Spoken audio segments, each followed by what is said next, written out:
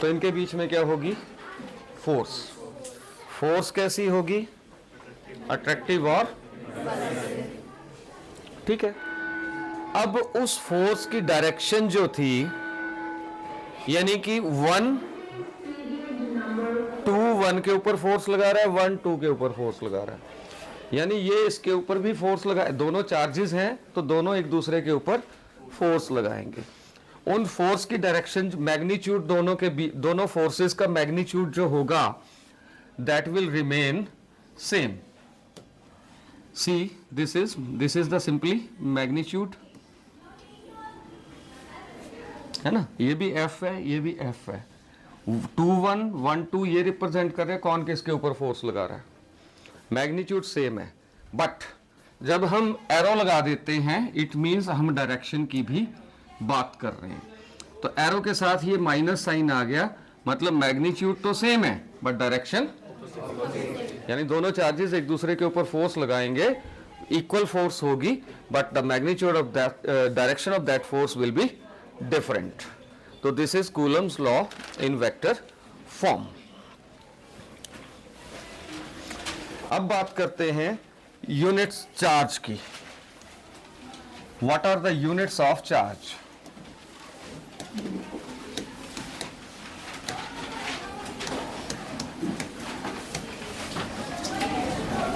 Electric charge. What are the units of electric charge? Okay, we know Coulomb's law in vector form. Yeah, we know Coulomb's law.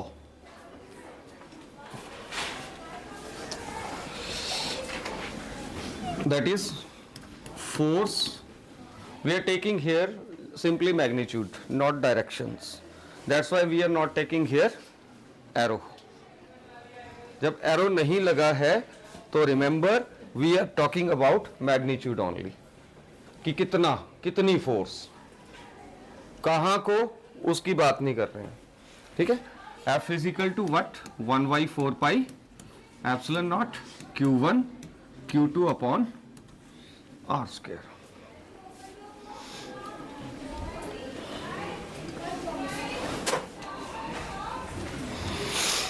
मान लेते हैं Q1 और Q2 ये दोनों कितने? 1 coulomb है, हर एक चार्ज 1 कूलम का है। ये भी कितने का है? 1 कूलम, और दोनों के बीच का डिस्टेंस मान लेते हैं 1 मीटर, ठीक है। ये तो कांस्टेंट ही है, इसकी वैल्यू है, हमने की थी, है ना, इसकी कुछ ना कुछ क्या थी? वैल्यू थी। लिखिए लेट Q1 बराबर Q2 is equal to 1 coulomb, sorry 1 coulomb नहीं, Q, and R is equal to 1 metre, and F is equal to 9 into 10 raised to power 9 newton. अब मान लोगे दोनों चार्जेस इक्वल हैं और दोनों कितने हैं? Q के इक्वल हैं, और दोनों चार्जेस के बीच का डिस्टेंस कितना है? 1 मीटर है, और दोनों के बीच में जो लगने वाली फोर्स है वो कितनी है? 9 into 10 raised to power 9 Newton है। हम दोनों इसको हम क्या करेंगे? सब्स्टिट्यूट कर देंगे इस इक्वेशन में, जिसको आप मान लेंगे 1।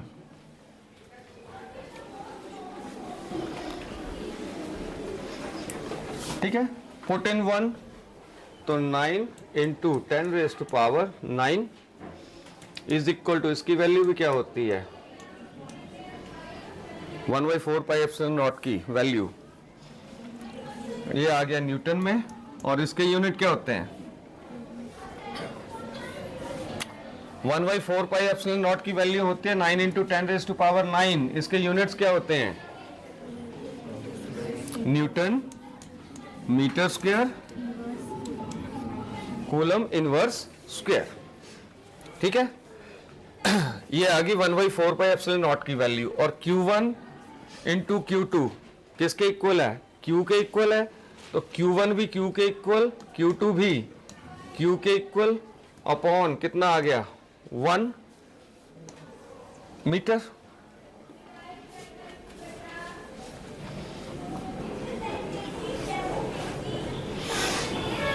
और 1 मीटर स्क्वायर। देखिए यहां पे मीटर स्क्वायर से metre square cancel, metre square से मीटर स्क्वायर कैंसल हो गया। यहां न्यूटन है, न्यूटन से न्यूटन कैंसल हो गया। 9 इंटू 10⁻⁹ से 9 इंटू 10⁻⁹ कैंसल हो गया। तो इस साइड मेरे पास क्या बचा? 1 है ना, और इधर क्या बचा? Q square into coulomb inverse square.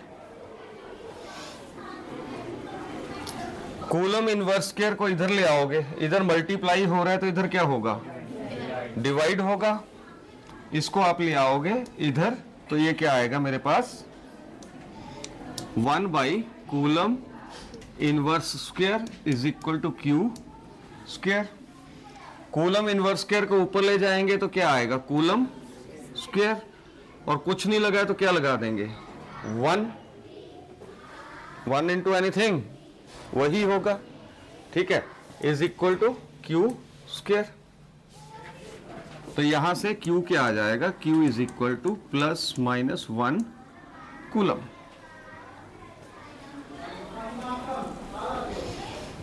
है ना, अंडर रूट ले लेंगे, ±1 कूलम। ठीक है, तो यहां से वी कैन डिफाइन 1 कूलम। कैसे? डेफिनेशन कैसे बनानी है? आपके सामने ये लिखा है, साथ में आपके सामने ये लिखा है Q1 is equal to Q2 is equal to Q and R is equal to 1 metre, और F लिया था आपने 9 इंटू 10⁹ न्यूटन। ठीक है, तो डेफिनेशन कैसे लिखेंगे? Charge is said to be 1 coulomb. सुनिए, charge is said to be 1 coulomb कब? जब दोनों चार्जेस के बीच में डिस्टेंस कितना होगा? 1 मीटर होगा, और दोनों के बीच में लगने वाली फोर्स कितनी होगी? 9 इंटू 10⁹ न्यूटन होगी। कितना सिंपल है ना, कि जो चार्ज है, कोई भी चार्ज होगा वो कितना होगा? 1 कूलम होगा। कब? जब उन चार्जेस के बीच में, चार्ज की वैल्यू ऐसे ऐसे बोल सकते हो, चार्ज की वैल्यू कितनी होगी? 1 कूलम होगी। अगर उन चार्जेस के बीच का डिस्टेंस कितना है? 1 मीटर है। कब? और तब उनके बीच में फोर्स कितनी लग रही है? 9 इंटू 10⁻⁹ न्यूटन फोर्स उनके बीच में लग रही है। Right down. Charge is said to be 1 coulomb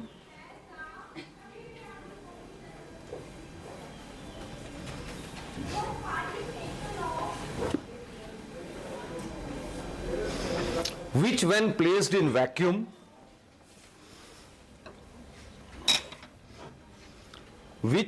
placed in vacuum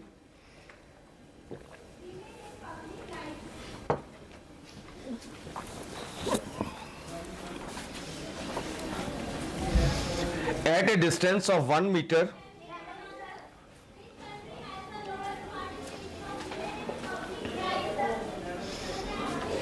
from equal and similar charge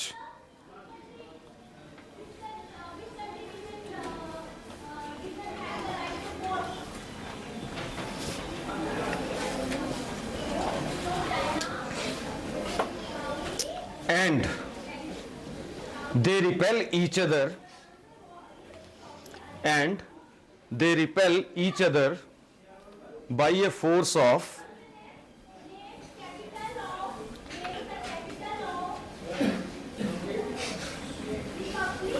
9 into 10⁻⁹ Newton.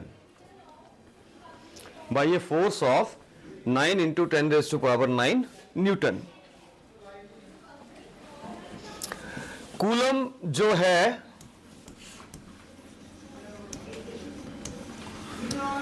SI unit होते हैं चार्ज के। If somebody asks you what are the SI unit of charge, then SI unit of charge are coulomb. Okay, Ananya, sit there. Go there. Ananya, ऊपर आप ही हैं।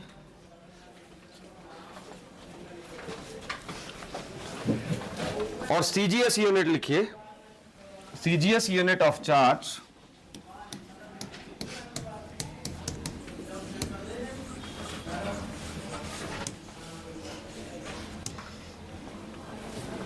Stat coulomb. Stat STAT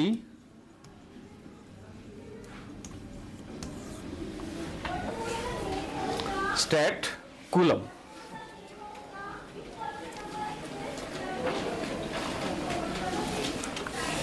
या एक और नाम होता है ESU। इसकी फुल फॉर्म होती है इलेक्ट्रोस्टैटिक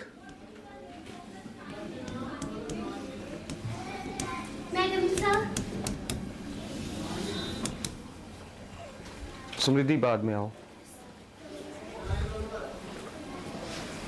इलेक्ट्रोस्टैटिक यूनिट भी बोलते हैं स्टैट कूलम को, ठीक है। और 1 coulomb is equal to 3 into 10⁹ stat coulomb.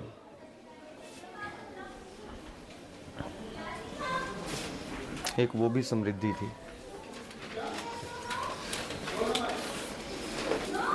ठीक है। तो अगर आपको पूछ ले what is the relation between CGS and SI unit of charge, then you will say SI unit of charge is 1 coulomb and CGS unit of charge is stat coulomb, and the relation between them is this. Fine? Okay. Next.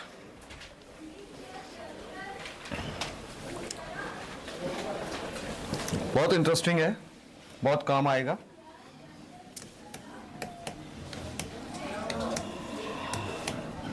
Die electric constant और relative permittivity.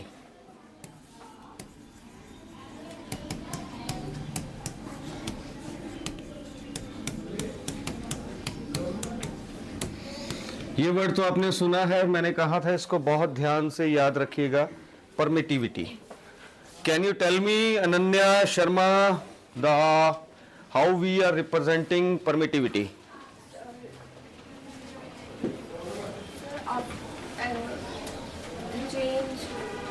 Permittivity represent कैसे करते हैं, किस symbol से करते हैं?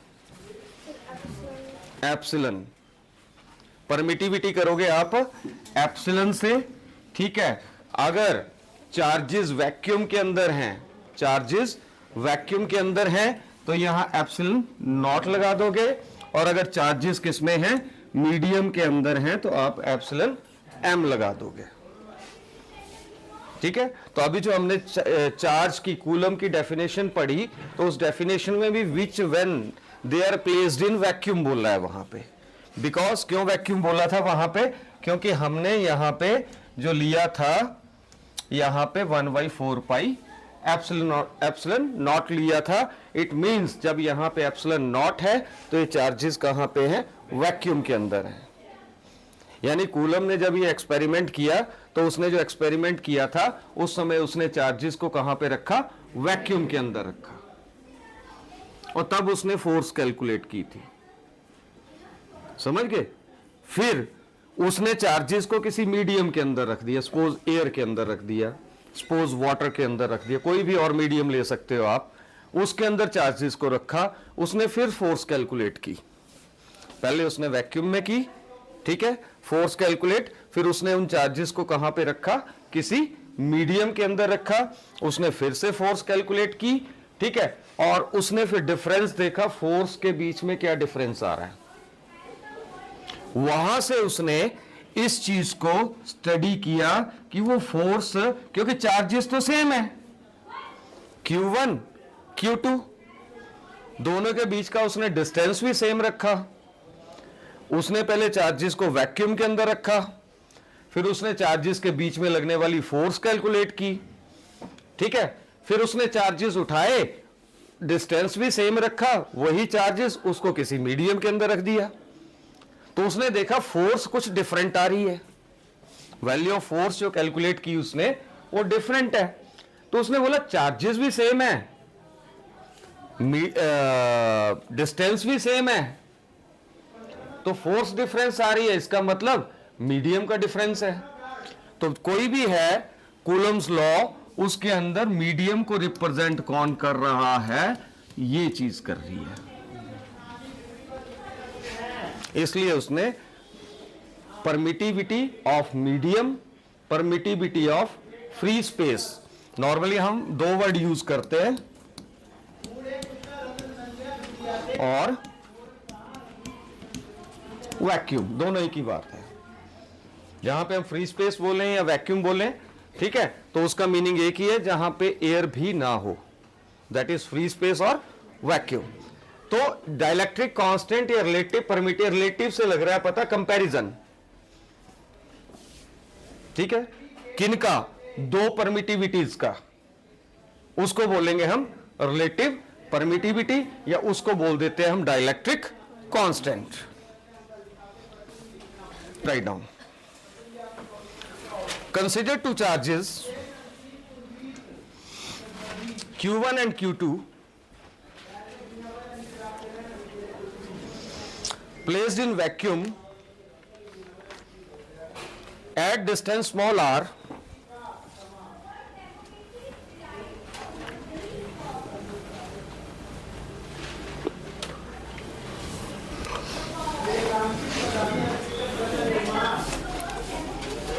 then by Coulomb's law force between them is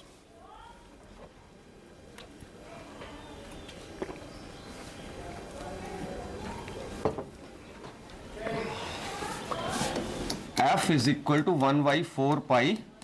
अब vacuum है तो यहां क्या लिखेंगे, एप्सिलॉन नॉट, और साथ में Q1 Q2 upon R square, you will take this as 1।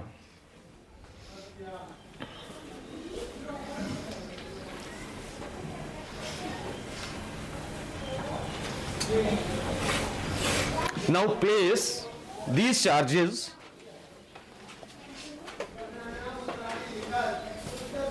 in some medium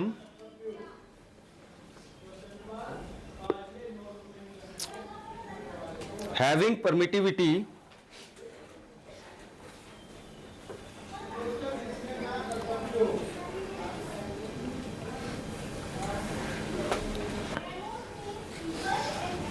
epsilon m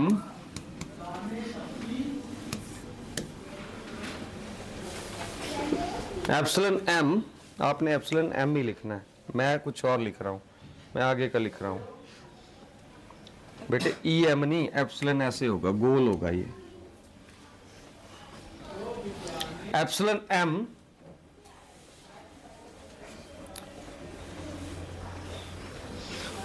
at same distance small r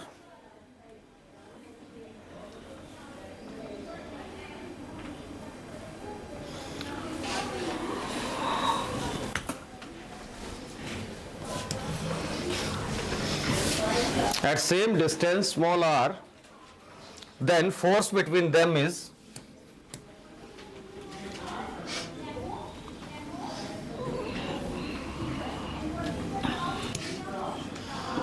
Fm, Fm represent कर रहा है force between the charges in medium, Fm is equal to 1/4 pi epsilon m, charges same है, Q1 Q2 उनके बीच का distance भी same है, इसको आ गया सेकंड।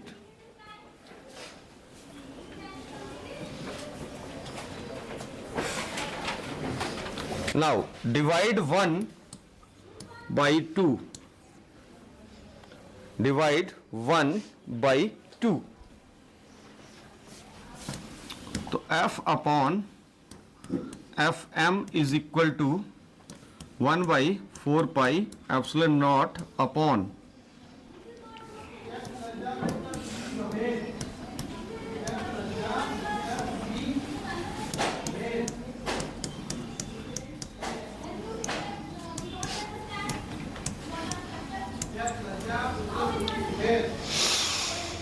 दिव्या विजिबल।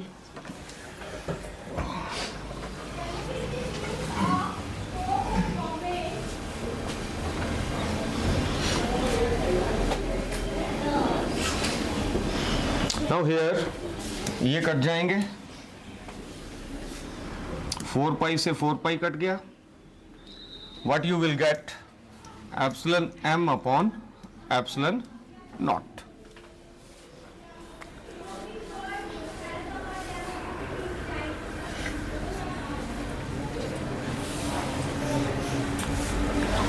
कैसे?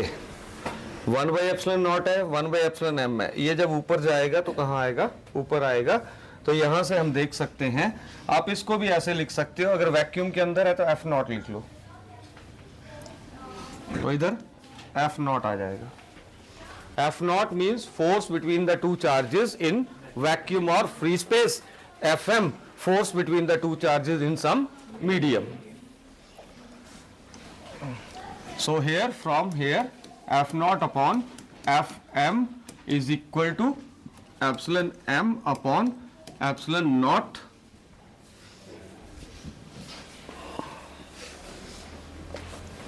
एंड इसको हम रिप्रेजेंट कर देते हैं कैपिटल K से,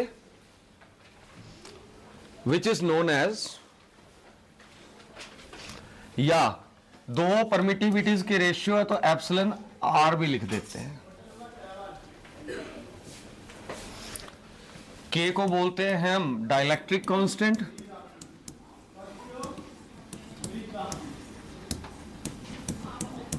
और एप्सिलॉन r को बोलते हैं हम relative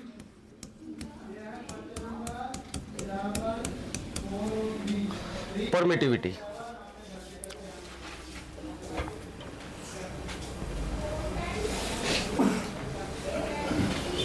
Okay, it means dielectric constant or relative permittivity both are same. Dielectric constant and relative permittivity both are same. अब इसकी डेफिनेशन लिखनी हो, बहुत सिंपल, बोलते हैं define dielectric constant of a medium. What will be the definition? It is the ratio of force of attraction or repulsion between two charges in vacuum to the same charges in, हो गया, ratio ही है ना, इसकी और इसकी क्या है, ratio है। तो डाइलेक्ट्रिक कांस्टेंट क्या होगा, रेशियो होगी फोर्स, ये फोर्स किसके बीच में है, दो चार्जेस के बीच में है, ठीक है। It is the ratio of force of attraction और repulsion between the two charges in vacuum to the two charges in medium is known as dielectric constant. Right down.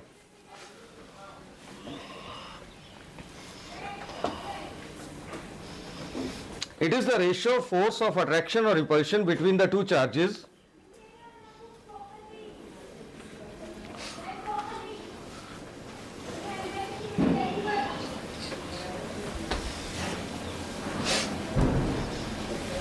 placed in vacuum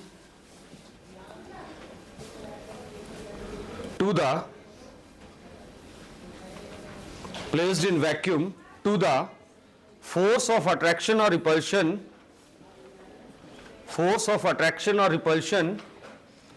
between the same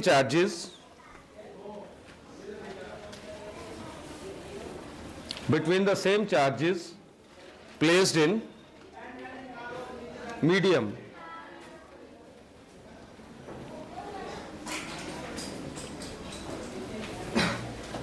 at same distance.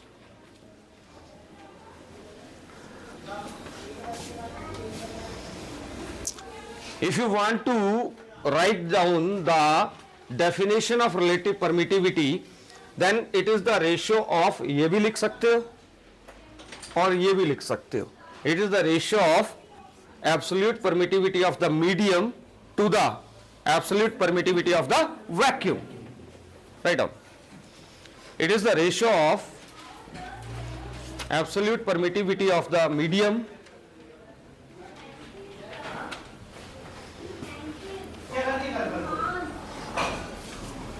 to the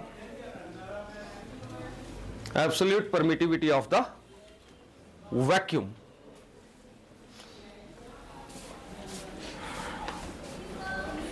Or free space.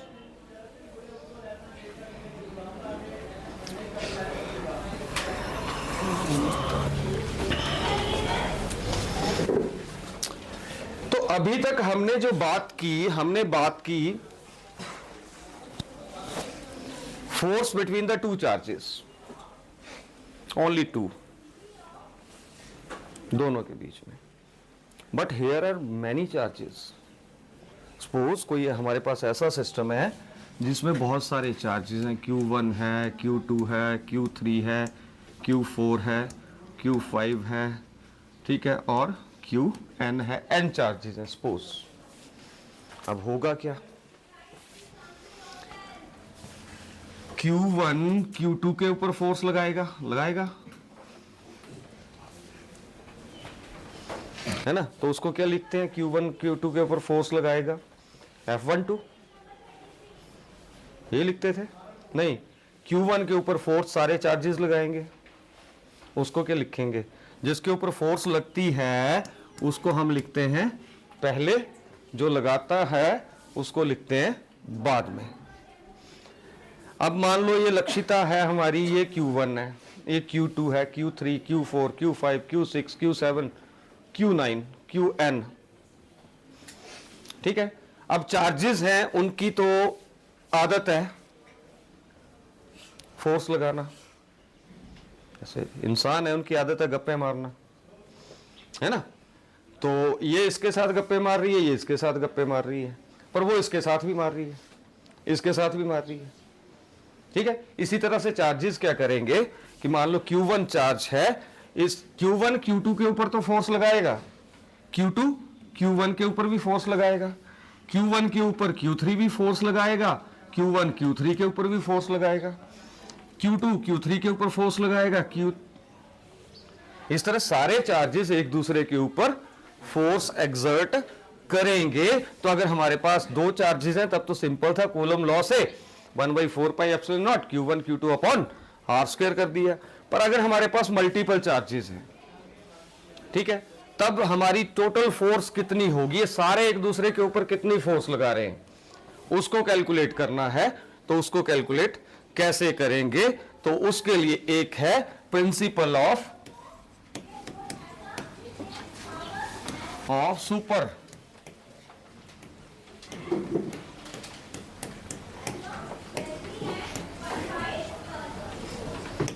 superposition of charges.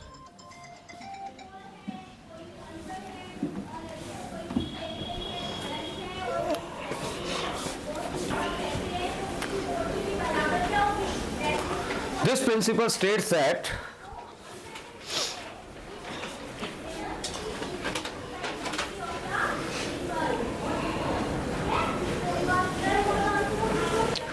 electric force on any charge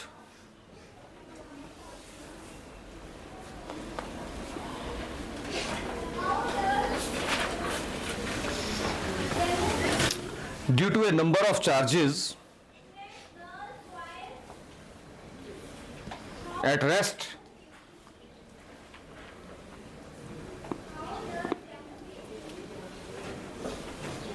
is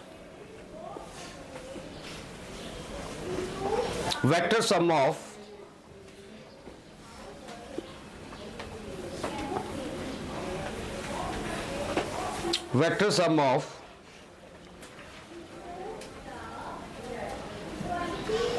all forces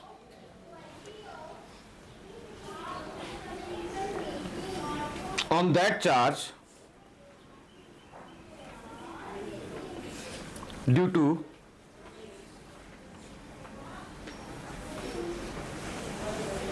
all other charges.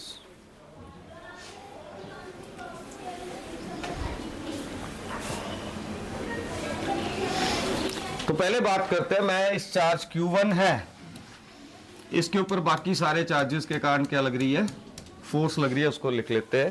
Suppose ये Q2 है, ये Q3 है, इसी तरह से Qn है।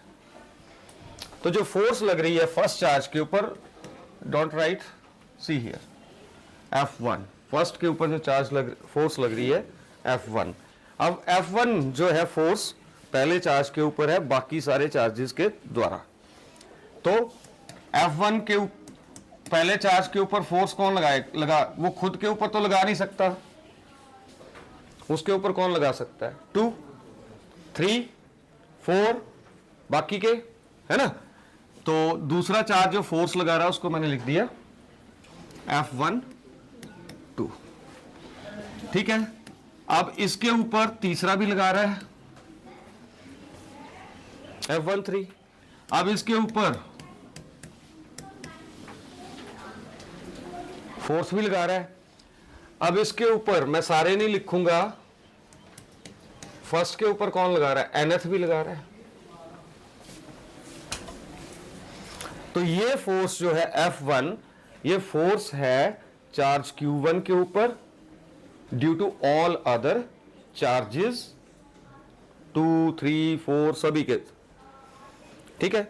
अब इसी तरह से दूसरा चार्ज है F2, दूसरा चार्ज है Q2,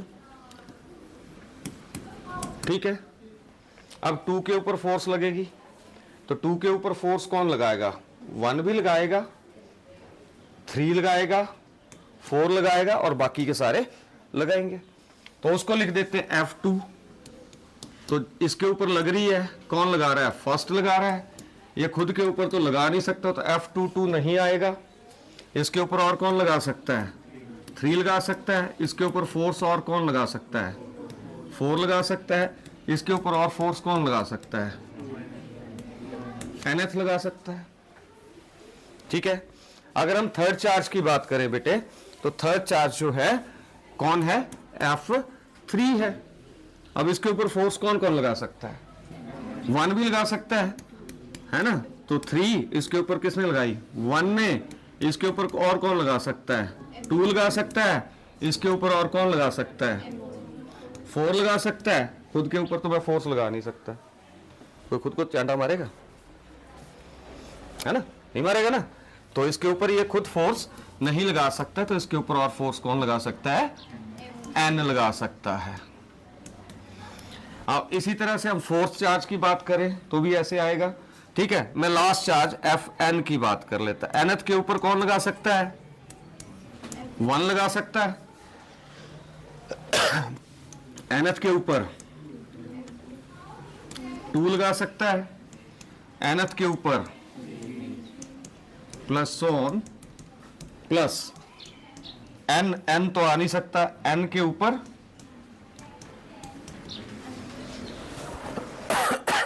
एक कम चार्ज n से बिल्कुल पीछे वाला लगा सकता है।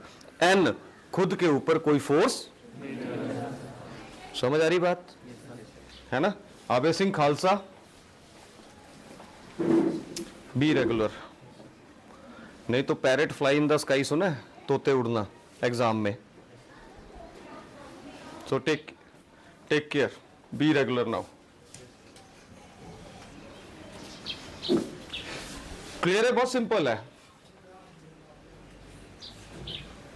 F12 मींस फर्स्ट के ऊपर फोर्स लगाई सेकंड ने, 1 के ऊपर 1 खुद नहीं लगा सकता, बाकी सारे लगाएंगे। दूसरे के ऊपर 2 खुद नहीं लगा सकता, बाकी सभी लगाएंगे। nth के ऊपर n खुद नहीं लगा सकता, बाकी सभी लगाएंगे। जो टोटल फोर्स आएगी, that force will be the sum of, जो टोटल फोर्स होगी सिस्टम के ऊपर वो होगी F1 plus F2 plus F3 plus on plus Fn। This is the superposition principle of charges. Very simple, write down. consider n charges, sit down, consider n charges q1 q2 so on up to qn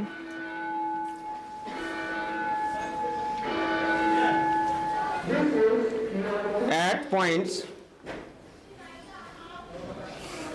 having position vectors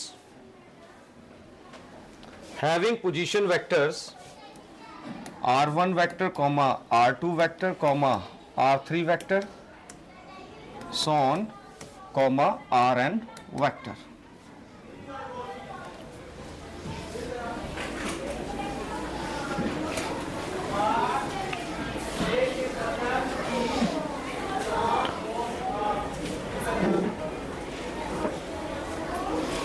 Next line, force on charge q1 due to all other charges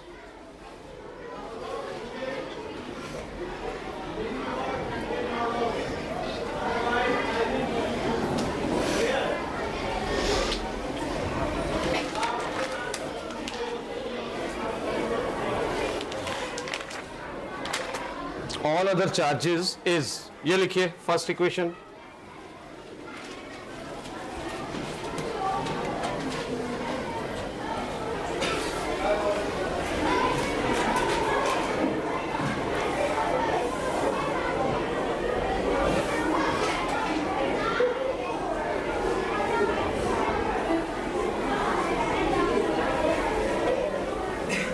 similarly force on second charge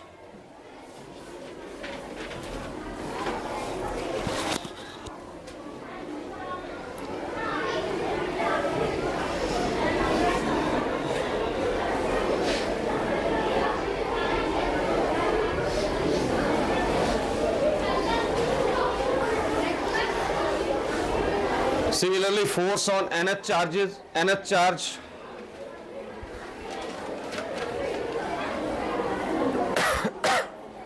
force on nth charge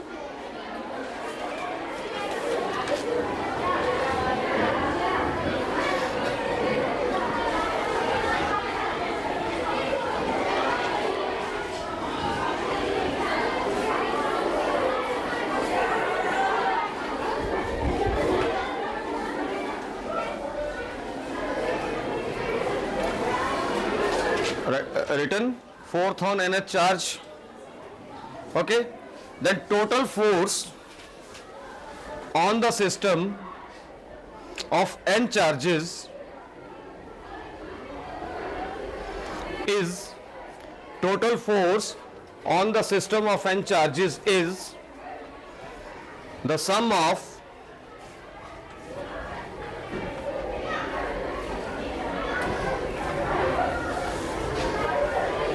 forces on individual charges. Then you will write the last line.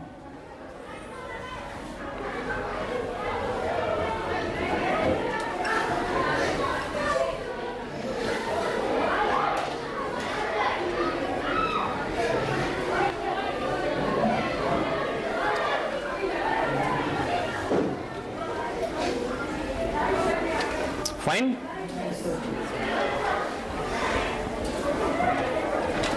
So in this way you can find out the total force due to a system of multiple charges. अगर 10 charges हैं तो n की जगह 10 आ जाएगा, है ना, और n-1 की जगह 9 आ जाएगा. Clear? Next है very important, understand करना है.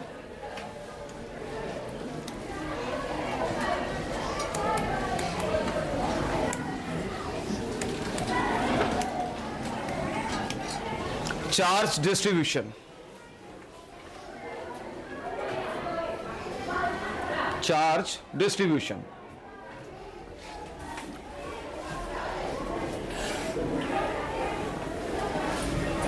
Charge distribution is of three types.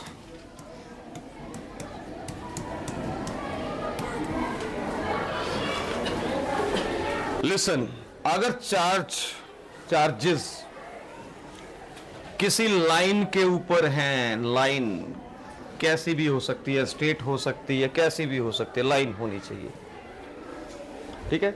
इसके ऊपर चार्जेस प्रेजेंट है, सपोज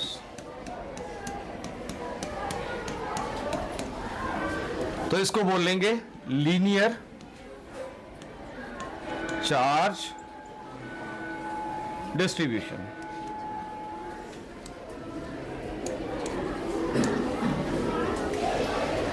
फाइन। चार्ज अगर लाइन के ऊपर प्रेजेंट है, किसी वायर के ऊपर प्रेजेंट है, तो इसको बोलेंगे लीनियर चार्ज डिस्ट्रीब्यूशन। अगर चार्ज किसी शीट के ऊपर प्रेजेंट है, जैसे पेपर है, एक शीट होगी, ठीक है, इस तरह से किसी भी शेप की शीट हो सकती है,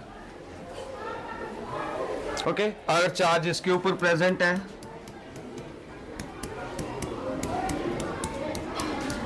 इसको बोलेंगे सरफेस डिस्ट्रीब्यूशन। जो स्पेलिंग आप कर लेना, सरफेस चार्ज डिस्ट्रीब्यूशन। अगर चार्ज, ज्योमेट्री बॉक्स,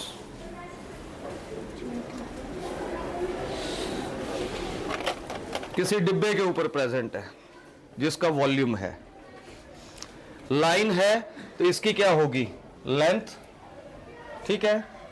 सरफेस है तो उसका क्या होगा, एरिया, और अगर ये डिब्बा है तो इसका क्या होगा, volume.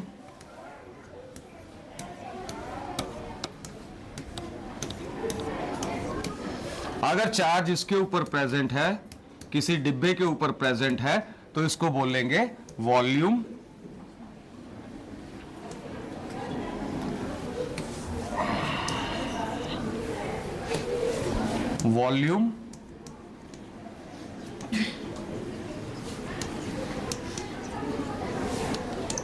Distribution. Volume charge, charge अगर लाइन के ऊपर है, लीनियर चार्ज डिस्ट्रीब्यूशन, सरफेस के ऊपर है, वॉल्यूम के ऊपर है, तो वॉल्यूम चार्ज।